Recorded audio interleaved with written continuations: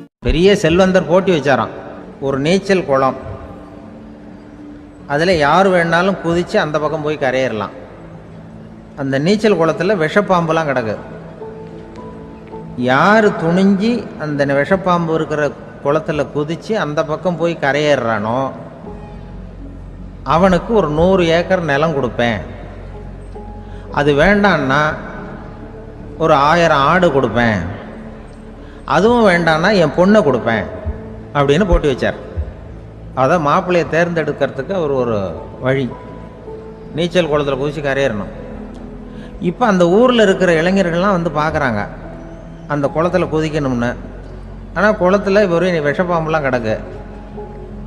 இது என்ன பண்ணுறதுன்னு பார்த்தா யாருமே குதிக்கிறதுக்கு தைரியம் வரல. திடீர்னு ஒருத்தன் துணிஞ்சு குதித்தான், படபடன்னு அடிச்சுட்டு போய் அந்த பக்கம் கரையேறிட்டான். கரையேறின உடனே பரவாயில்லையே ஒரு ஆள் வந்துட்டான்னு சொல்லி அவனை அந்த இளைஞனை போய் பிடிச்சிட்டு வந்தாங்க. அந்த பெரியவர் கேட்டார், ஏப்பா இவ்வளவு பெரிய விஷப்பாம்பெல்லாம் கிடக்கிற நீச்சல் குளத்தில் நீ துணிஞ்சு குதித்து கரையேறி இருக்கிற, உனக்கு என்ன 1000 ஏக்கர் நிலம் கொடுத்துருவா, 100 ஏக்கர் நிலம் கொடுக்குவா சொல்கிறப்படி அப்படின்னா வேண்டாம் சார்ன்றான். ஓஹோ அப்படின்னா ஒரு 1000 ஆடு வேணுமா உனக்கு அப்படின்னா அதுவும் வேண்டாம் சார். ஓ அப்படின்னா என் பொண்ணு வேணுமா அப்படின்னா அதுவும் வேண்டாம் சாருங்கிறான். அப்புறம் எதுக்குடா குதிச்சுன்ட்டு என்ன உனக்கு என்ன தான் வேணும் அப்படின்னு கேட்டிருக்கார். என்னை எவன் பிடிச்சி தள்ளி விட்டவன்னு தெரியணும் அப்படின்றான். அதுக்காக அவன் பார்த்துருக்கான். அப்படி இருந்தால் தான் துணிச்சல் வரும் இந்த காலத்தில். எதுக்கு இவ்வளவு சங்கடம்லாம் வச்சாங்கன்னா, ஒரு குடும்பத்துக்கு தலைவராக வர வேண்டிய ஒரு ஆள், கணவனாக இருக்க வேண்டியவனுக்கு துணிச்சல் இருக்கா, தைரியம் இருக்கா அப்படிங்கிறது பார்க்கறதுக்காக இப்படிப்பட்ட தேர்வு முறைகள்லாம் வச்சுருந்தாங்க அந்த காலத்துலலாம். இப்போலாம் கல்யாணம் பண்ணுறது ஆளுக்கு நேரில் பார்க்காமலே கூட கல்யாணம் நடக்குது இன்டர்நெட்டில். இப்போ சர்டிஃபிகேட் கேட்குறாங்க, நோய் நொடி இல்லாமல் இருக்காரா பாரு, காட்டுக்கெலாம் போக வேண்டாம், நேராக ஆஸ்பத்திரிக்கு போய் ஒரு சர்டிஃபிகேட் வாங்கிட்டு வா, உனக்கு ஒன்றும் வியாதி இல்லைன்னு ப்ரூவ் பண்ணு, அதுக்கப்புறம் பார்த்துக்கலாம், மற்றதை பேசுவோம் அப்படின்னு சொல்லி அப்படி இருக்குது நிலைமை. அதனால் குடும்பத்தில் வந்து அந்த கணவனாக இருக்கிற வேண்டியவனுக்கு பொறுப்பு அதிகம். ஏன்னா எல்லாத்தையும் அனுசரித்து போக வேண்டியதாக வந்தான். அப்படி தான் இருக்குது. அது ஒன்றுக்கு மேலே இந்த கல்யாணம் பண்ணிக்கிறாங்கல்ல, அது ரொம்ப அவஸ்தை. ஒருவனுக்கு ஒருத்திங்கிறது நம்ம இதெல்லாம் சொல்கிறது.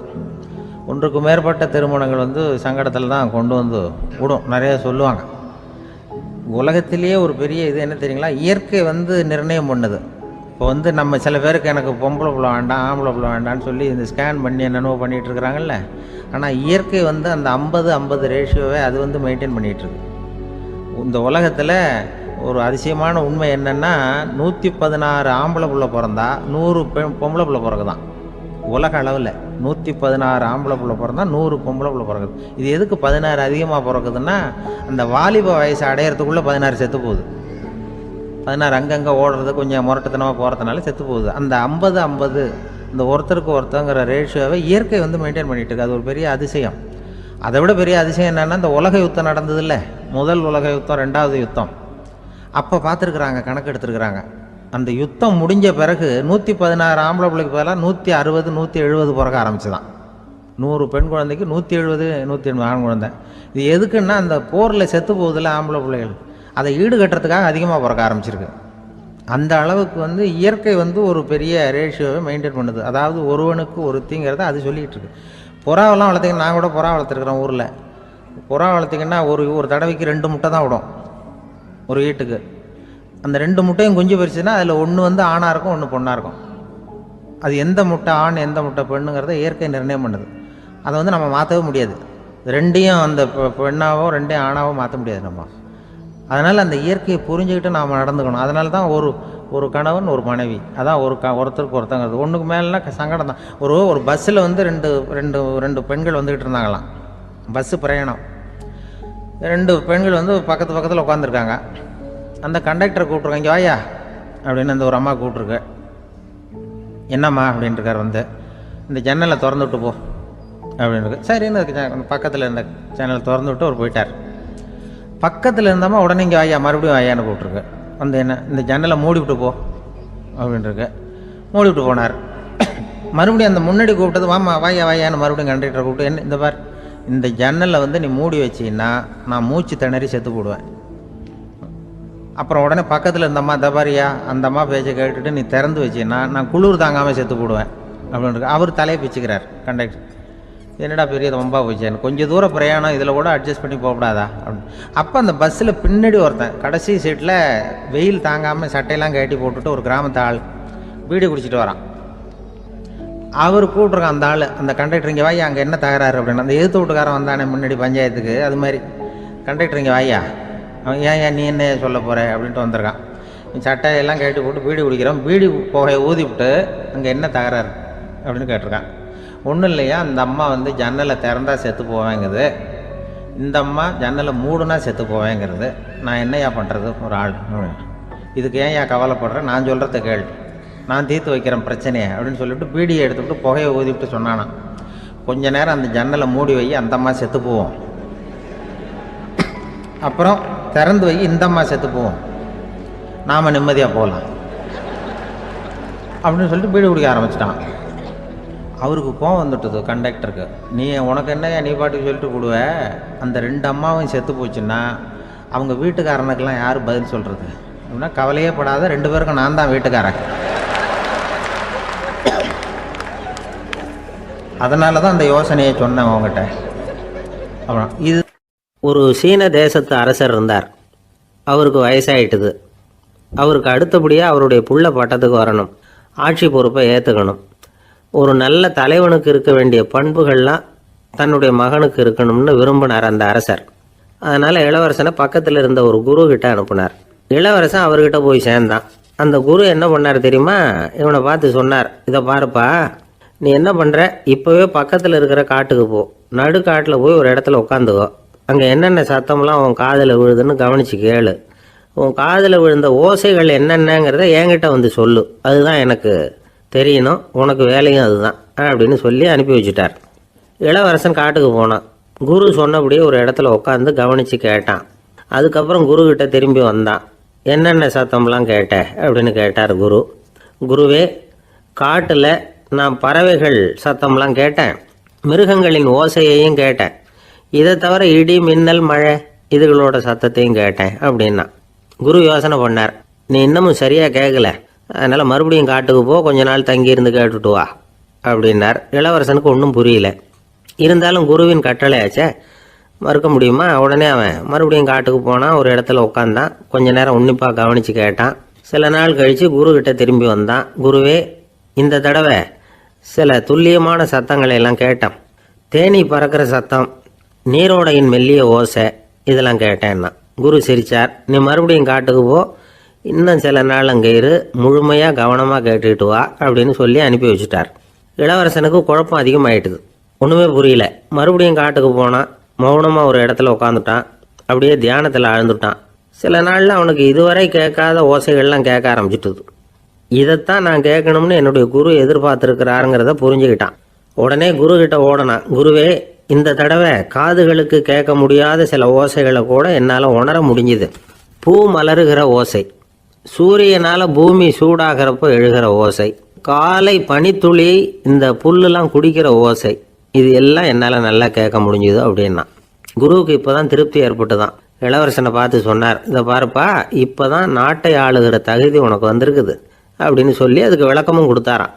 எந்த அரசன் தன்னுடைய மக்களின் இதயம் பேசுகிற மௌன மொழியை, மௌன வார்த்தைகளை கேட்குறானோ அவன்தான் ஆள தகுதி உள்ளவன். எந்த அரசன் தன்னுடைய மக்களின் உணர்ச்சிகளை உண்மையாக உணர்றானோ அவன்தான் முதன்மையான அரசன். போலி வார்த்தைகளை மட்டும் கேட்டுட்டு பல மௌன ராகங்களை காதில் வாங்கிக்காதவன் அரசனே இல்லை. எந்த நாட்டில் எப்போ ஒரு அரசன் தன்னுடைய மக்களின் உணர்ச்சிகளை கேட்க மறுக்கிறானோ அன்னையிலேருந்தே அந்த நாடு அழிய தொடங்குது அப்படின்னு அர்த்தம். இதுதான் அந்த குரு இளவரசனுக்கு போதிச்சது.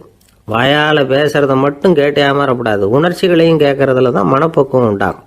மக்கள் உணர்ச்சிகளை புரிந்து கொள்ளாத அரசர்கள் நீடிச்சிருக்க முடியாது.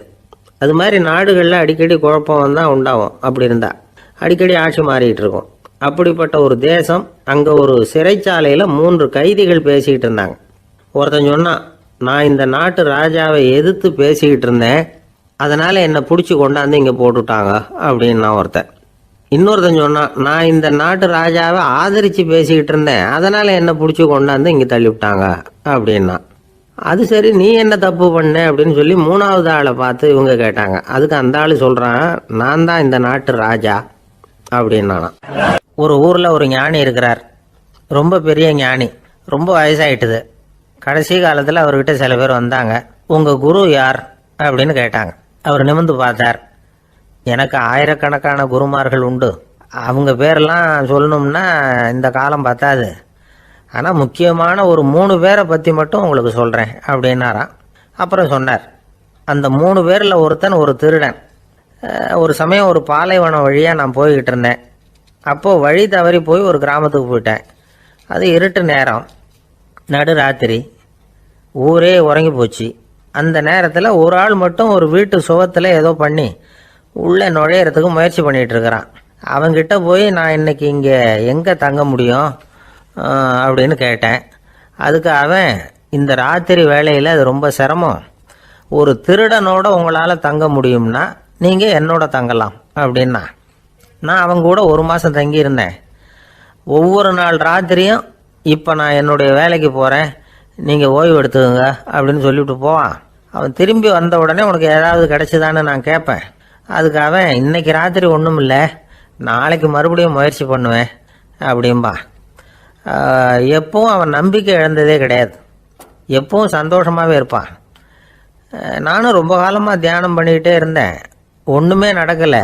ஆனால் நான் என்ன பண்ணேன் தெரியுமா, மனசு வருத்தப்படும், நம்பிக்கை இழந்துருவேன். அப்போல்லாம் அந்த திருடனுடைய விடாமுயற்சி தான் ஞாபகத்துக்கு வரும். அதனால் அந்த திருடன் எனக்கு ஒரு குரு.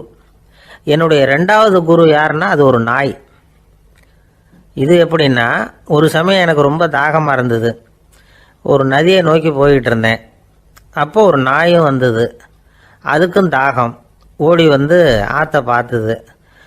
அதோட நிழல் வந்து ஆற்றுல தெரிஞ்சுது. அதை பார்த்ததும் பயந்துட்டுது. அதாவது அது தன்னுடைய சொந்த உருவத்தையே கண்டு பயந்தது. அதை பார்த்து குறைக்குது, திரும்பி ஓடிச்சு. ஆனால் அதுக்கு தாகம் அதிகமாக இருந்ததுனால அது மறுபடியும் திரும்பி வந்தது.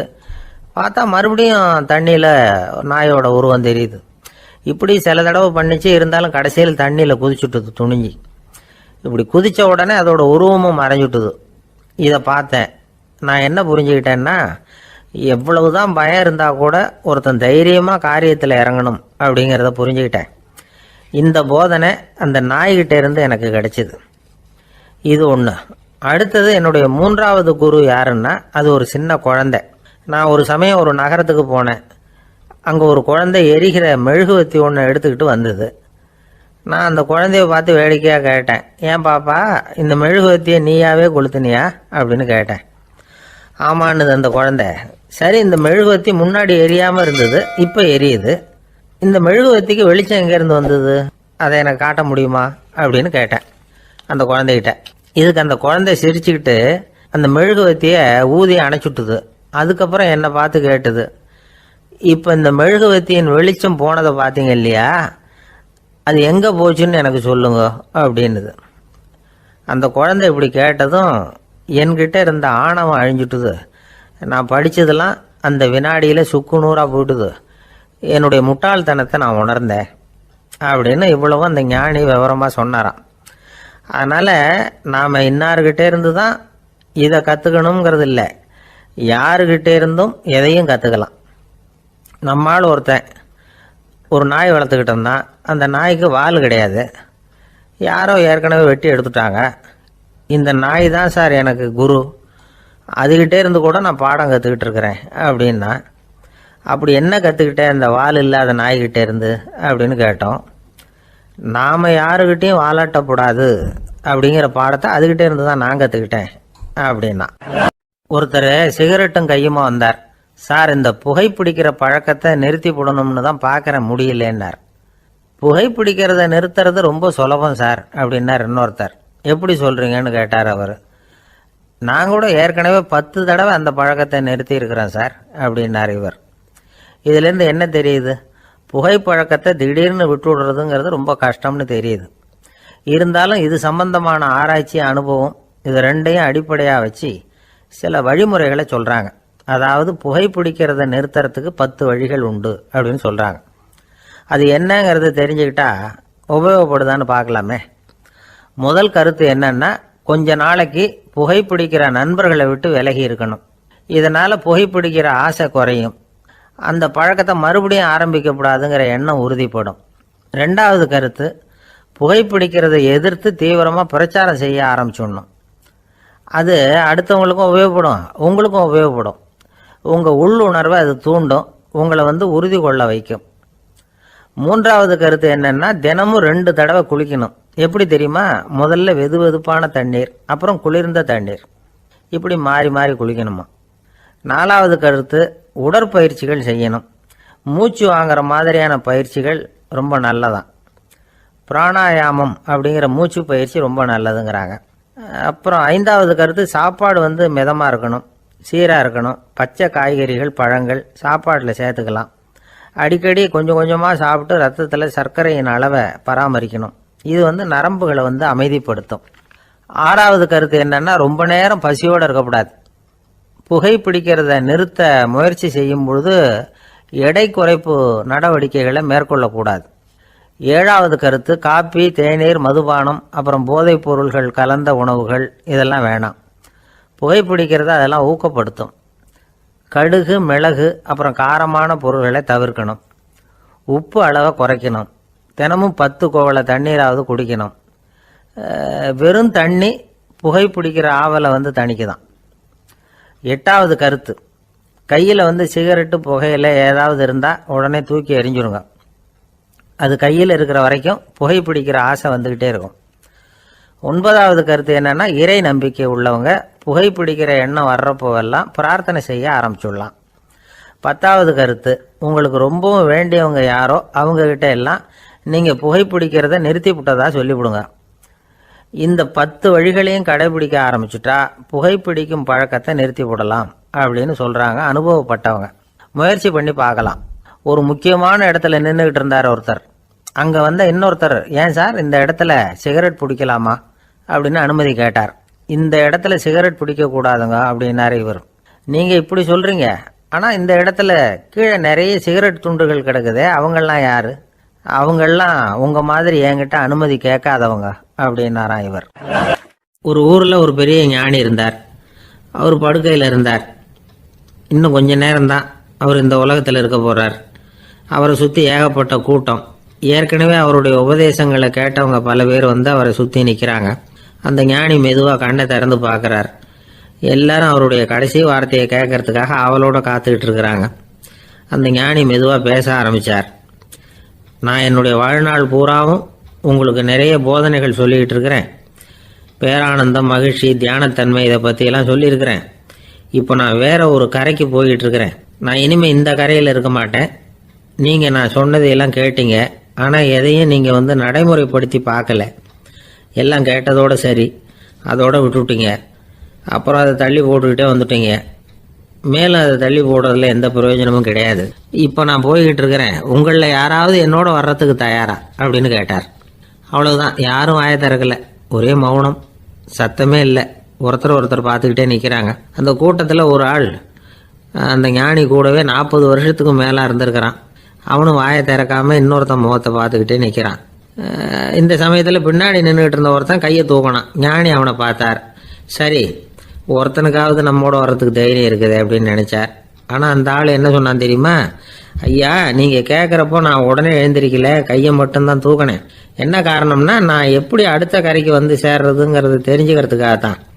அந்த விவரத்தை மட்டும் இப்போ உங்ககிட்ட இருந்து நான் தெரிஞ்சுக்க ஆசைப்படுறேன். ஏன்னா இப்போ நான் உங்கள் கூட வர்றதுக்கு தயாராக இல்லை. எவ்வளவோ காரியங்களை நான் இன்னும் இங்கே முடிக்க வேண்டியிருக்குது. வீட்டுக்கு ஒரு விருந்தினர் வந்திருக்கிறார். என்னுடைய இளைய மகனுக்கு கல்யாணம் பண்ணி வைக்கணும். அதனால் இன்றைக்கி உங்கள் கூட வர முடியாது. அது மட்டும் இல்லை, இப்போ உங்கள் கூட அடுத்த கரைக்கு வந்தால் திரும்பி வர முடியாதுன்னு வேறு சொல்கிறீங்க. அதனால் இப்போ நான் வரல. இன்னொரு நாள் நிச்சயமாக நான் வர்றேங்க, உங்களை சந்திக்கிறேன். அதனால் இப்போ நீங்கள் இன்னொரு தடவை எங்களுக்கு விளக்கமாக சொல்லணும். ஏற்கனவே பல தடவை சொல்லியிருக்கிறீங்க. தயவு பண்ணி இப்போ ஒரு தடவை சொன்னீங்கன்னா சௌகரியமாக இருக்கும். அந்த அடுத்த கரையை அடையிறது எப்படி? இப்போ ஒரு தடவை அதை விளக்கமாக சொல்லிட்டீங்கன்னா நல்லா ஞாபகப்படுத்திக்குவேன். அது சரியான சமயம் வர்றப்போ இது எனக்கு உதவியாக இருக்கும் அப்படின்னு நானா. ஆனால் உண்மை என்ன தெரியுமா? அந்த சரியான சமயம் வரவே இல்லை அப்படிங்கிறது தான் உண்மை. இப்படி அந்த கதை முடியும். இந்த கதை அந்த ஒரு ஆளுக்கு மட்டும் இல்லை, கிட்டத்தட்ட எல்லாருக்குமே அது பொருந்தும் அப்படிங்கிறாங்க விவரம் தெரிஞ்சவங்க. எல்லாருமே அந்த சரியான தருணத்துக்காக தான் காத்துக்கிட்டு இருக்கிறாங்களாம். அதுக்காக ஜோசியம் பார்க்குறாங்க, கைரேகை பார்க்குறாங்க. நாளைக்கு என்ன நடக்குங்கிற ஆவலில் எல்லாரும் காத்துக்கிட்டு இருக்கிறாங்க. ஆனால் அந்த ஒரு நாள் ஒருபோதும் வரப்போகிறதில்ல. நீங்கள் தள்ளி போடுறதுக்காக பல அர்த்தமில்லாத காரணங்களை தேடுறீங்க அப்படிங்கிறார் ஒரு ஞானி. காத்திருக்கிறதுலேயே நம்ம காலம் ஓடி போயிடுது. ஏன்னா இன்னைக்கு நாம் சிந்திக்கிறது நாளைக்கு நாம் சிந்திக்கிறது இல்லை. ஒவ்வொரு நாளும் ஒவ்வொரு மாதிரி போயிடுது. நாளைக்கு மறுநாளை பற்றியே சிந்திக்கிறோம். இப்படியே அது பாட்டுக்கு போயிடும். கரையை தொட்டு பார்க்குறது எப்போ? இதுதான் கேள்வி. நமக்கு வேண்டியப்பட்ட ஒருத்தர் ஒரு ரயில்வே பிளாட்ஃபாரத்தில் நின்றுட்டு இருக்கிறார். அங்கே இருக்கிறவங்க கிட்ட கேட்குறாராம், விசாரிக்கிறார். ஏங்க கிழக்க போகிற ரயில் போயிட்டுதுங்களான்னாராம். போயிட்டுதுன்னு இருக்கிறாங்க. கொஞ்ச நேரம் கழிச்சு ஏங்க மேற்க போகிற ரயில் போயிட்டுதுங்களான்னு கேட்டிருக்காரு. போயிட்டுதுங்களான் இருக்காங்க. அப்புறம் கொஞ்ச நேரம் கழிச்சு மறுபடியும் ஏங்க 10:30 மணி வண்டி போயிட்டுதான்னு கேட்டிருக்காரு. தொடர்ந்து காலையிலேருந்து சாயந்தரம் வரைக்கும் இப்படி ஒரே இடத்துல நின்றுட்டு கேட்டுக்கிட்டே இருக்கிறார். இதை பார்த்துக்கிட்டு இருந்த ஒருத்தர் அவர்கிட்ட வந்து, ஏங்க நீங்கள் எங்கே போகணும் அப்படின்னு கேட்டாராம். இவர் மெதுவாக சொன்னாராம், இந்த ரயில்வே லைனை தாண்டி அந்த பக்கம் போகணும் அப்படின்னாராம். இந்த உலகத்தில் எவ்வளவோ உயிரினங்கள் இருக்குது. ஒவ்வொன்றும் ஒவ்வொரு விதமாக சண்டை போடுது. இப்போ 2 மாடு சண்டை போட்டுக்குதுன்னு வச்சுங்க, என்ன பண்ணும்? 2 முட்டிக்கும். அதுக்கு சண்டை போடுறதுக்கு ஆயுதமாக உபயோகப்படுறது அதோட கொம்பு. 2 சேவல் சண்டை போட்டுக்குதுன்னு வச்சுங்க, அதுக்கு ஆயுதமாக உபயோகப்படுறது அதோட கால் நகம். காலால் தான் அது ஒன்றோட ஒன்று சண்டை போட்டுக்கும். ஆனால் 2 மனுஷன் சண்டை போட்டுக்கிறான்னு வச்சுங்க, இவன் இன்னதை தான் ஆயுதமாக உபயோகப்படுத்துவான்னு குறிப்பிட்டு சொல்ல முடியாது. கல்லை எடுப்பான், கத்தி எடுப்பான், துப்பாக்கி எடுப்பான், என்ன வேணாலும் பண்ணுவான். வாயால் திட்டுவான், கையால் அடிப்பான், காலால் உதைப்பான், சகலகலாக வல்லவன். விலங்குகள்லாம் பொதுவாக வாயை சாப்பிட்றதுக்கு மட்டும்தான் உபயோகப்படுத்துது. ஆனால் இவனுக்கு சாப்பிட்றதுக்கும் அதுதான், சாப்பிட்டு விட்டு திட்டுறதுக்கும் அதுதான். ஆனால் ஒரு விஷயத்தில் மட்டும் கெட்டிக்கிறேன். அதாவது நாம் சண்டை போட்டுக்கிட்டாலும் பரவாயில்லை, கோழிகள் சண்டை போடாமல் இருக்கணும் அப்படின்னு ஆசைப்படுறான். எதுக்காக? கோழிகள் சண்டை போடாமல் இருந்தால் நிறைய முட்டைகள் போடுமா, அதுக்காக தான் இந்த அக்கறை. கோழி பண்ணை வச்சிருக்கிறவங்களுக்கு இது ஒரு பெரிய பிரச்சனை. அதாவது பண்ணையில் இருக்கிற கோழிகளுக்குள்ளே அடிக்கடி சண்டை வந்துடும். அதனால் முட்டை உற்பத்தி குறைஞ்சிரும். சரி, இதுக்கு என்ன பண்ணுறது? பண்ணையில் போய் உட்காந்துக்கிட்டு தினமும் பஞ்சாயத்து பேசிகிட்டு இருக்க முடியுமா? அமெரிக்காவில் கோழி பண்ணை வச்சிருக்கிற ஒருத்தர் இதை பற்றி யோசனை பண்ணி பார்த்தாராம். ஒரு வழியையும் கண்டுபிடிச்சிருக்கார். கோழிக்கெல்லாம் மூக்கு கண்ணாடி மாட்டி விட்டுட்டோம்னா அது சண்டை போடுற குணம் குறைஞ்சிரும், முட்டை அதிகமாகிடும். அந்த கண்ணாடியில் உள்ள லென்ஸு சிவப்பு நிறத்தில் இருக்கணும், அவ்வளவுதான் அப்படின்னு அவர் கண்டுபிடிச்சாராம். இது ஏற்கனவே நடைமுறையில் கண்டுபிடிக்கப்பட்ட ஒரு விஷயம். ஆனால் எல்லா கோழிக்கும் சிவப்பு மூக்கு கண்ணாடி எப்படி மாட்டி விடுறது?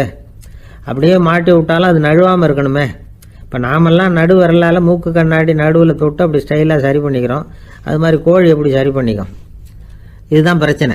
இதுக்கு அவர் என்ன வழி கண்டுபிடிச்சாருன்னா, கோழிக்கெல்லாம் மூக்கு கண்ணாடிக்கு பதிலாக விழியொட்டு வில்லைகள், கான்டாக்ட் லென்ஸ், அதை பொருத்தி விட்டா என்ன அப்படின்னு யோசனை பண்ணார். அதே மாதிரி பண்ணார். அதே மாதிரி செஞ்சு பார்த்தார், வெற்றி. அதுக்கப்புறம் கோழியெல்லாம் சண்டை போட்டுக்கலையாம், சமாதான பிரியர்கள் ஆகிட்டு தான். கோழிகளுக்கு இயல்பாகவே சண்டை போடுற குணம் உண்டு. ஆனால் அதோட கண்ணுக்கு பார்க்குற பொருள்லாம் ரோஜா நிறத்துலையோ அல்லது இன்னும் சொல்ல போனால் அழுத்தமான சிவப்பு நிறத்துலையோ தெரிஞ்சதுன்னா சண்டை போடுற குணம் குறைஞ்சிருதான். அந்த சமயத்தில் அது அதிகமாகவும் முட்டையிட ஆரம்பிச்சுடுதான். அதே நேரத்தில் இறை எடுக்கிறத கூட குறைச்சிக்குதான். இது ஏன் இப்படி பண்ணுதுங்கிறது விஞ்ஞானிகளுக்கு இன்னமும் புரியலையா. எப்படியோ அமெரிக்க கோழிகள்லாம் கான்டாக்ட் லென்ஸ் பொருத்திக்க ஆரம்பித்தாச்சு. கோழி கழுத்தை பிடிச்சிக்கிட்டு ஒரு சில வினாடிகளில் அதை பொருத்தி விட்றாங்களாம். கோழியோட ஆயுள் பூரா அது அப்படியே இருக்குமா. பண்ணையில் முட்டை உற்பத்தி குறைஞ்சா இது மாதிரி விஞ்ஞானபூர்வமாக பரிகாரம் தேடுறது தான் நல்லது.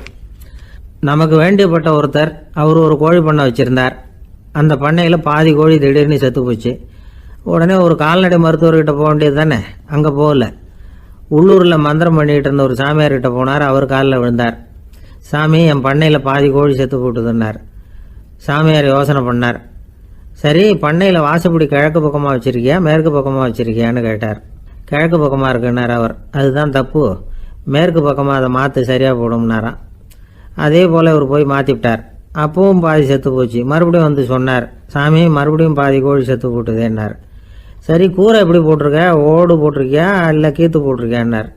ஓடு போட்டிருக்கேன்னாராம் அவர். அதுதான் தப்பு, அதை கீத்து போட்டுரும் சரியாக போடும்னாராம். சரின்னு போய் அதையும் மாற்றி பார்த்தார்.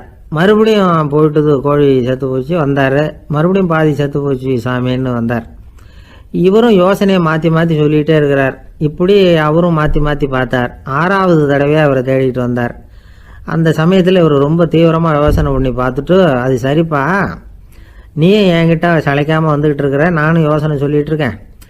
இப்போவும் உங்ககிட்ட சொல்கிறதுக்கு என்கிட்ட யோசனை நிறையா இருக்குது, ஆனால் சோதிக்கிறதுக்கு உங்ககிட்ட கோழி இல்லையே, என்ன பண்ணுறது அப்படின்னாராம் இவர். திருநெல்வேலி மாவட்டத்தில் கோவில்பட்டிக்கு பக்கத்தில் உள்ள ஊர் கடம்பூர். காமராசர் முதலமைச்சராக இருந்த காலம். கடம்பூரில் ஒரு பள்ளி சீரமைப்பு மாநாடு நடக்குது. அந்த பக்கத்தில் உள்ள பள்ளிக்கூடம்லாம் அதில் கலந்துக்குது. கண்காட்சி வேற, ஊர் பூரா விழா கோலம். மறுநாள் மாநாடு நடக்க போகுது.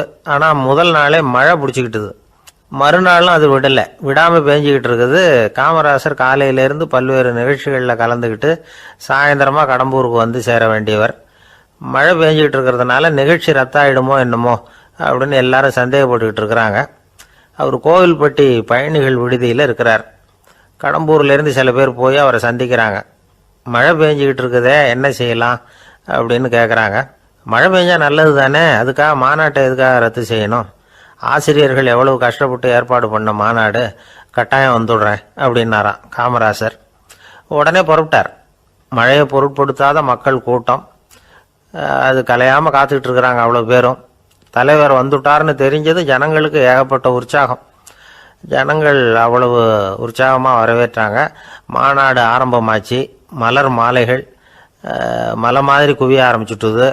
வரிசையாக ஒவ்வொரு கல்வி நிலையம் சார்பாகவும் வரவேற்பு பத்திரம் வாசித்து கொடுக்குறாங்க. என்ன வாசிக்கிறாங்கங்கிறத காமராசர் கூர்ந்து கவனிக்கிறார். ஏகப்பட்ட புகழ் மொழிகள், ரொம்ப பாராட்டி புகழ்ந்து என்னென்னமோ வாசிச்சுக்கிட்டு இருக்கிறாங்க. கொடை வள்ளலே, குணக்குன்றே, மலையே, கடலே, இப்படி தமிழ் மொழியில் பாராட்டுறதுக்கு எத்தனை வார்த்தைகள் உண்டோ அத்தனையும் அதில் சேர்த்துருக்குறாங்க. காமராசர் பொறுமை இழந்துட்டார். போதும் போதும், உங்கள் எல்லாரையும் பார்த்து 2 வார்த்தை பேசிவிட்டு போகிறதுக்காக தான் நான் வந்திருக்கிறேன். எல்லாரும் மழையில் சிரமப்பட்டு நின்றுக்கிட்டு இருக்கிறீங்க, இப்படி என்ன புகழ்ந்து படிச்சுக்கிட்டே இருந்தால் எப்படி அப்படின்னாராம். அதுக்கப்புறம் பேசி முடிச்சிருக்கிறார். மாநாட்டு நிகழ்ச்சிகள் முடிஞ்சதும் இன்னொரு நிகழ்ச்சியில் கலந்துக்கிறதுக்காக புறப்பட்டாராம். ஒரு திறந்த ஜீப்பில் அவரை ஊர்வலமாக அழைச்சிக்கிட்டு போயிருக்கிறாங்க. தெருவில் 2 பக்கமும் ஏகப்பட்ட கூட்டம். அங்கங்கே ஜீப்பை நிறுத்தி ரோஜா மாலை, ஜருக மாலை இப்படி போட்டுக்கிட்டே இருக்கிறாங்க. அதையெல்லாம் அப்படி அப்படியே வாங்கி அங்கங்கே நின்றுக்கிட்டு இருந்த குழந்தைகள்கிட்டையும் தாய்மார்கள்கிட்டையும் கொடுத்துக்கிட்டே போகிறார். அந்த சமயத்தில் கூட்டத்துக்கு அப்பால் ஒரு பெரியவர் கையில் ஒரு மல்லிகை சரத்தோடு நின்றுட்டு இருக்கிறார். அவரால் முண்டி அடிச்சுக்கிட்டு முன்னால் வர முடியல. காமராசர் இதை கவனிக்கிறார். அவ்வளவுதான், உடனே நிறுத்தப்பா வண்டியை அப்படிங்கிறார். ஜீப்பு நிற்கிது. டிரைவரை பார்த்து, அதோ பார், அங்கே ஒருத்தர் நிற்கிறார் பார், அவரை இங்கே அழைச்சிட்டு வா அப்படின்னாராம். கூட்டம் வழி விடுது. அந்த பெரியவரை கிட்டத்தில் அழைச்சிட்டு வர்றாங்க. காமராசர் அவரை பார்த்து, வாங்க வாங்க, நல்லா இருக்கீங்களா அப்படின்னு சத்தம் போட்டு உற்சாகமாக விசாரிக்கிறாராம். பெரியவர் கண்களில் கண்ணீர், பேச்சு வரல. மல்லிகை சரத்தை அவருக்கு போடுறார். கொஞ்ச நேரம் அவர்கிட்ட பொறுமையாக பேசிக்கிட்டு இருந்துட்டு அவரை அனுப்பி வைக்கிறார் காமராசர். பெரியவர் போனதுக்கு அப்புறம் காமராசர் பக்கத்தில் இருந்தவங்க கிட்ட சொல்கிறார் அந்த பெரியவரை பற்றி. அந்த காலத்தில் ரொம்ப கஷ்டப்பட்டவர் இவர், ஜெயிலுக்கு போனவர் அப்படின்னு ரொம்ப உருக்கமாக நெகிழ்ந்து போய் சொல்கிறார். இதில் ஒரு விஷயத்தை கவனிங்க. தன்னை புகழ்ந்து படிக்கப்பட்ட வாழ்த்து மடலை படிக்க வேணாம்னு தடுத்து நிறுத்தினார். எங்கேயோ ஒரு மூலையில் கையில் ஒரு 4 முழம் மல்லிகை சரத்தோடு ஒதுங்கி நின்றுக்கிட்டு இருந்த அந்த தொண்டரை அவ்வளவு பெரிய கூட்டத்துக்கு நடுவுலையும் தேடி கண்டுபிடிச்சி கிட்டத்தில் கூப்பிட்டு அவர் கொடுத்த அன்பு மாலையை வாங்கி கழுத்தில் போட்டுக்கிட்டார். அதுதான் காமராசர். தோல்விகள் கூட அவரை கொஞ்சம் கூட பாதித்ததில்லை. ஒரு பொது தேர்தலில் அவர் தோற்று போகிறார். தொண்டர்கள்லாம் அழறாங்க. அதில் ஒருத்தர் மெதுவாக காமராசர்கிட்ட போய், என்ன தலைவரே, நீங்கள் கூட தோற்று போயிட்டீங்களே அப்படின்னு கலக்கமாக சொல்லியிருக்கிறார். அதுக்கு காமராசர், நான் கூட தோற்று போகிறதுக்கு பேர் தான்ப்பா ஜனநாயகம் அப்படின்னாராம். ஆஃபீஸில் வேலை பார்க்குற ஒருத்தர் வந்தார். பேசாமல் ஒரு 10 நாள் லீவு போட்டுடலாமா பார்க்குறேன் அப்படின்னார். ஏன்னு கேட்டோம். என்னுடைய மேலதிகாரி ஒரு முசுடு சார், அவர்கிட்ட வேலை பார்க்குறது ரொம்ப கஷ்டமாக இருக்குது அப்படின்னார். ஆஃபீஸில் வேலை பார்க்குறவங்கெல்லாம் ஒரு விஷயத்தை நல்லா ஞாபகத்தில் வச்சுக்கணும். மேலதிகாரிங்கிறவர் ஒரு பெரிய மகான் இல்லை, அவரும் ஒரு மானிட பிறவி தான். சராசரி மனுஷனுக்குள்ள பலம் பலவீனம் 2ம் அவருக்கும் உண்டு. அதனால் அவரை கொஞ்சம் அனுசரித்து போகிறதுக்கு பழகிறது தான் நல்லது. மேலதிகாரிகளில் பல வகை உண்டு. அதில் முக்கியமாக 3 வகை. அதில் ஒரு வகை எப்படி தெரியுமா? உங்களை ஒரு வேலை செய்கிற மெஷினாக மட்டுமே நினைக்கக்கூடிய வகை. இவங்கெல்லாம் எப்படின்னா, எங்கேயாவது வெளியூர் போயிருந்தா கூட அங்கேருந்து ஃபோன் பண்ணுவாங்க, அந்த வேலை என்னாச்சு, இந்த வேலை என்னாச்சு அப்படின்னு. இவங்களுக்கெல்லாம் உங்கள் நலனை பற்றியோ உங்கள் குடும்பத்தை பற்றியோ அக்கறை இருக்காது. நீங்கள் சொல்கிற யோசனை எதுவும் இவங்ககிட்ட எடுபடாது. கொடுத்த வேலையை பாரு, நீ எனக்கு புத்தி சொல்ல வேணாம் அப்படிம்பாங்க. இவங்களை அனுசரித்து போகிறதுக்கு ஒரே வழி, இவங்க எதை சொன்னாலும் சரின்னு சொல்லிவிட்டு வேலையை கவனிக்க வேண்டியது தான். இவங்கக்கிட்ட வேற எந்த கேள்வியும் கேட்டுக்கிட்டு இருக்கக்கூடாது. ஆமாம் சாமி போடுறது கௌரவ குறைச்சல் இல்லை, அது ஒரு அலுவலக சௌகரியம், அவ்வளவுதான். இன்னொரு வகையான மேலதிகாரிகள் எப்படி தெரியுமா? இவங்கெல்லாம் ஆஃபீஸ் வேலையை பற்றி அதிகமாக கவலைப்பட்டுக்கிட்டு இருக்க மாட்டாங்க. தங்களுடைய சொந்த இமேஜ் பாதிக்கப்படக்கூடாதுங்கிறதுலையே கவனமாக இருப்பாங்க. இவங்கெல்லாம் அடிக்கடி உங்கள் நலனை விசாரிப்பாங்க. அதே மாதிரி நீங்களும் அவரை விசாரிக்கணும்னு எதிர்பார்ப்பாங்க. இந்த ரக அதிகாரிகளுக்கெல்லாம் புது வருட வாழ்த்து அனுப்பலாம், பிறந்தநாள் வாழ்த்து அனுப்பலாம். அவருக்கு எங்கேயாவது ஒரு பாராட்டு விழா நடந்தால் முதல் வரிசையில் போய் உட்காந்து உங்கள் முகத்தை காட்டலாம். ஆஃபீஸ் வேலையை மட்டுமே பார்க்குற பணியாளர்கள் இது மாதிரி அதிகாரிகள் கிட்ட நல்ல பேர் வாங்க முடியாது. இன்னொரு வகையான மேலதிகாரிகள் உண்டு. அவங்க எப்படின்னா, ஆஃபீஸ் வேலையை பற்றியும் கவலைப்பட மாட்டாங்க, தனக்கு கீழே வேலை பார்க்குறவங்கள பற்றியும் கவலைப்பட மாட்டாங்க. எக்காரணம் கொண்டும் தன்னுடைய பொசிஷனுக்கு ஆபத்து வந்துடக்கூடாதுன்னே நினைக்கக்கூடியவங்க இவங்க. இவங்களால கடுமையான வேலை செய்யவும் முடியாது, தீர்மானிக்கவும் முடியாது. எந்த முடிவையும் எடுக்காமல் அப்படியே தள்ளி போட்டுக்கிட்டே போடுவாங்க எல்லாத்தையும். இதனால் என்ன ஆகும்னா, இவருக்கு கீழே வேலை பார்க்குற உங்களுக்கு பொறுப்பு அதிகமாகிடும். இவங்ககிட்ட போய் பிரச்சனையை மட்டும் சொல்லி பிரயோஜனம் இல்லை, அதுக்கான முடிவுகளை நீங்களே சொல்லணும். அப்போ தான் இது மாதிரி அதிகாரிகள்கிட்ட நல்ல பேர் வாங்கலாம். அட்லீஸ்ட் கெட்ட பேர் வாங்காமலாவது காலம் தள்ளலாம். ஆஃபீஸில் வேலை பார்க்குறவங்க முக்கியமாக சில விஷயங்களை ஞாபகத்தில் வச்சுக்கணும். ஆஃபீஸில் நடக்கிற நல்லது கெட்டது எதுவாக இருந்தாலும் உடனடியாக மேலதிகாரிகிட்ட தெரிவிக்கிறது நல்லது. மூன்றாவது மனிதர் மூலமாக அதை அவர் தெரிஞ்சுக்கிறது அவ்வளவு நல்லதில்லை. எந்த மேல் அதிகாரியுமே தான் இந்த சர்பாஸ் செய்யப்படுறத விரும்புறதில்லை. அதனால் அவருக்கு தெரியாமல் மேலிடத்துக்கு மணி எழுதி போடக்கூடாது. அப்படி எழுதி போடுறவங்க சில பேர் இருக்கிறாங்க. நீங்களும் உங்கள் மேலதிகாரியும் தொழில் ரீதியாக ஒரே படிப்பு படித்தவராக இருக்கலாம். அப்படி இருந்ததுன்னா அட்ஜஸ்ட் பண்ணி போகிறது கொஞ்சம் கஷ்டம்தான். இதை மனசில் வச்சுக்கிட்டு நடந்துக்கணும். உங்களுக்கும் அவருக்கும் அபிப்பிராய பேதமா, அது அவருக்கும் உங்களுக்கும் உள்ள தனிப்பட்ட பிரச்சனை, அதை விளம்பரப்படுத்திக்கிட்டு இருக்கக்கூடாது. அது அவருடைய கோபத்தை கிளறும். உங்கள் மேலதிகாரி உங்கள் கூட படித்தவராக இருக்கலாம், அதுக்காக அவரை எல்லாருக்கும் முன்னாடி அடைய கிச்சாமி எப்படா இருக்க அப்படின்லாம் கேட்டுக்கிட்டு இருக்கக்கூடாது. பொதுவாக யாரும் அதை விரும்புறதில்லை. இவ்வளவையும் உங்கள் மனசில் வச்சுக்கிட்டு கொஞ்சம் சாமர்த்தியமாக நடந்துக்கிட்டிங்கன்னா ஆஃபீஸ் உங்களுக்கு அவஸ்தையாக இருக்காது, ஆனந்தமாக இருக்கும். ஒரு மேலதிகாரி தன்கிட்ட வேலை பார்க்குற ஒருத்தரை பற்றி ரொம்ப பெருமையாக சொன்னாராம்.